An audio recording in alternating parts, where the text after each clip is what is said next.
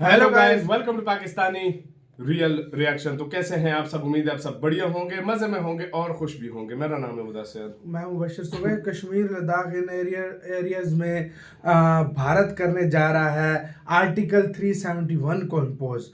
पहले 370 हटाया था और बहुत ही मतलब वो हुआ। अब 371 इम्पोज करने जा रहा है। अब ये क्या है, सारा कुछ इसके बारे में वीडियो देखेंगे तब पता लगेगा। चाइना और पाकिस्तान इस पर कैसे रिएक्ट करेंगे वो भी प्रशांत धवन सर ने बताया। देखेंगे भाई सारा, बाकी समझेंगे, आखिर पे बोलेंगे। कौन करते हैं मतलब लद्दाख को अपने वो क्या कहते हैं, एक स्टेट बना रहे हैं ना। मेरे ख्याल से स्टेट मतलब प्रॉपर स्टेट बन जाएगा। हाँ। यूनियन टेरिटरी है ना अभी, मेरे ख्याल से मतलब इस तरह मैं कुछ बोला नहीं, यूनियन टेरिटरी तो अभी यार बताना प्लीज, है मेरे ख्याल में। या तो इसको फिर प्रॉपर एक स्टेट बन जाएगा। और क्या भाई, देखते हैं पहले काउंट डाउन करते हैं, रिटर्न एंड स्टार्ट, समझते हैं ना भाई क्या है पहले। हाँ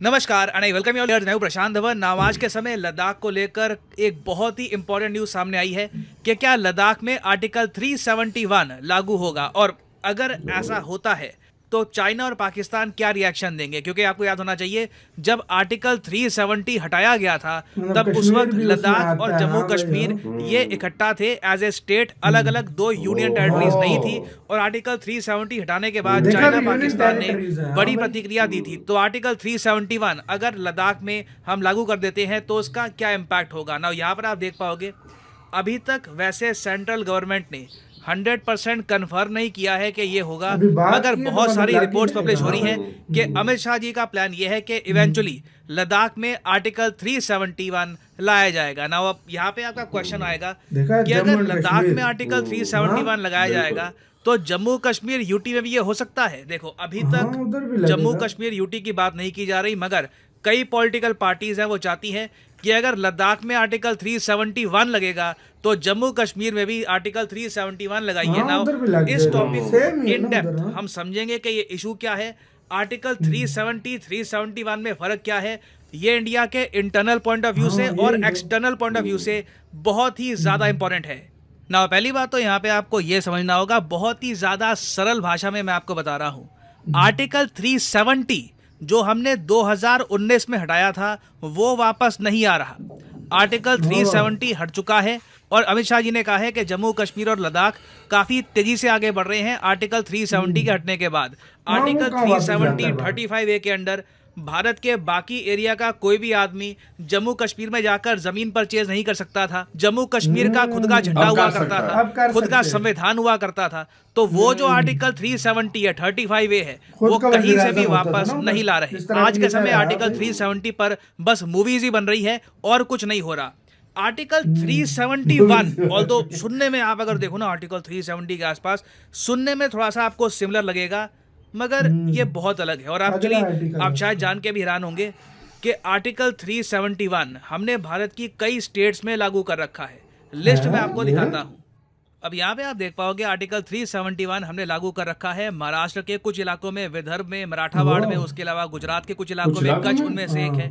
उसके अलावा नागालैंड की स्टेट में, आसाम में हमने इसको लागू कर रखा है। उसके अलावा मणिपुर, आंध्र प्रदेश, सिक्किम में, मिजोरम में, अरुणाचल प्रदेश में, गोवा में, कर्नाटका में। और ये जो आर्टिकल है ना आर्टिकल 371 ये हमने इसलिए बनाया था संविधान में ताकि किसी स्टेट या फिर यूनियन टेरिटरी में कुछ आपको अगर स्पेशल चीजें ऐड करनी है, कुछ स्पेशल प्रोविजंस आपको बनाने हैं जो वैसे बाकी स्टेट्स में आपको नहीं मिलेंगे। ये बहुत ही इंपॉर्टेंट पॉइंट है। जब हमारा संविधान बना था तब स्पेशल प्रोविजंस दिए गए थे टोटल 11 और स्टेट्स को। और ये देखो अब स्पेशल प्रोविजंस भी किस टाइप के। जम्मू कश्मीर को तो ऑल टुगेदर जी आपका खुद का झंडा, आपका खुद का संविधान, आप अलग तरीके से अपनी बहुत सारी चीज़ें कर सकते हैं। हिंदुस्तान के बाकी लोग आपके यहाँ पे ज़मीन परचेज नहीं कर पाएंगे। बहुत सारी चीज़ ऐड कर दी गई थी आर्टिकल 370 में, जबकि आर्टिकल 371 में ना प्रोविजंस इतने ज़्यादा स्ट्रॉन्ग नहीं है।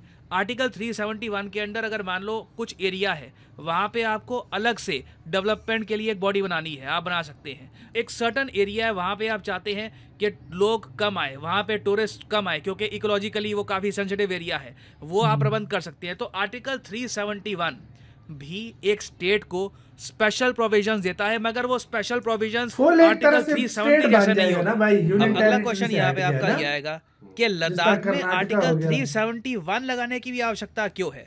देखिए आवश्यकता इसलिए क्योंकि यहाँ पर डिमांड है दो चीज़ों की। लद्दाख में आज के समय आप अगर देखो तो सोनम वांगचुक, उसके अलावा कई और लोग हैं, वो प्रोटेस्ट कर हाँ रहे हैं, डिमांड कर रहे हैं। लद्दाख में रिसेंटली हड़ताल भी हुई है इस बात को लेकर कि पहली बात तो लद्दाख को स्टेटहुड मिले।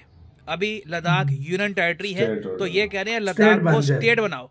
दूसरी बात, शेड्यूल 6 लागू करने की बात की जा रही है। शेड्यूल 6 देखिए बहुत ही इंपॉर्टेंट है हमारे संविधान में। इससे क्या है कि हमारी जो बहुत ही इंपॉर्टेंट स्टेट्स हैं, आसाम, मेघालय, त्रिपुरा, मिजोरम, वहाँ पर कई जो एरिया है जहाँ पे ट्राइबल पॉपुलेशन रहती है, उसे हम बहुत सारी प्रोटेक्शन देते हैं। और काफ़ी हद तक आप कह लीजिए वहाँ पर सेल्फ रूल होता है। जो सेंट्रल गवर्नमेंट है वो सोशल डेवलपमेंट के लिए फंड दे देती है, मगर ज़्यादा इंटरफेरेंस नहीं करती कि किस तरीके से वो लोग अपना रूल कर रहे हैं। तो सेम डिमांड आ रही थी लद्दाख से। तो अब ऑप्शन सरकार के सामने ये थी कि या तो लद्दाख को स्टेटहुड दे दो, साथ में 6 शेड्यूल में ऐड कर दो, या फिर आर्टिकल 371 के अंडर लद्दाख को कुछ स्पेशल प्रोविजंस दे दो। वो स्पेशल प्रोविजंस क्या होंगी उसके बारे में बाद में पता लगेगा, बट डेफिनेटली जो आर्टिकल 370 में चीज़ें लिखी हुई थी उसके आसपास भी कोई भी चीज़ नहीं होने वाली। मोस्ट प्रॉब्ली फोकस किया जाएगा कि जो जॉब्स लद्दाख में होगी 80% यहाँ की जो पॉपुलेशन है उनको मिलेगी। यहाँ पे कई जो एरिया है जो इकोलॉजिकली बहुत सेंसिटिव है, वहाँ पे टूरिस्ट के नंबर को लिमिट किया जाएगा। और इंडस्ट्रीज जो है, बड़ी बड़ी इंडस्ट्रीज, वो कुछ इलाकों में ज़मीन नहीं परचेज कर पाएगी, ताकि वो जो इकोलॉजिकली सेंसिटिव एरियाज हैं वहाँ पर ज़्यादा नुकसान ना पहुँचे। सिर्फ इसीलिए आर्टिकल 371 की बात की जा रही है। अब क्वेश्चन यहाँ पर यह आता है कि चाइना और पाकिस्तान इसको लेकर क्या रिएक्शन देंगे। देखो लद्दाख की जब हम बात करते हैं आज के समय मैप में अगर हम देखें तो लद्दाख में टेक्निकली पीओके भी आता है, शंगतम वैली भी आती है, अक्साई चिन भी आता है। पॉसिबिलिटी है कि अगर हम आर्टिकल 371 लागू करते हैं लद्दाख में, पाकिस्तान और चाइना रिएक्शन देंगे। ये रिएक्शन देखिए डिप्लोमेटिक भी हो सकता है कि ये दोनों कहें कि हम नहीं मानते इंडिया जो भी बदलाव कर रहा है, हमने ना आर्टिकल 370 के रिमूवल को माना था, ना आर्टिकल 371 के लागू होने को मानेंगे। ऐसी स्टेटमेंट आ सकती है। और उसके बाद देखना होगा कि जिस तरीके से आर्टिकल 371 को लेकर पाकिस्तान और चाइना यूएन में गए थे, इन्होंने बहुत सारा और हो हल्ला मचा दिया। चाइना ने अपनी जो मिलिट्री है ये भी एक्टिव कर दी थी बॉर्डर पे। क्या सिमिलर टाइप का रिएक्शन चाइना से आएगा या नहीं आएगा, ये देखना होगा। This will be very interesting.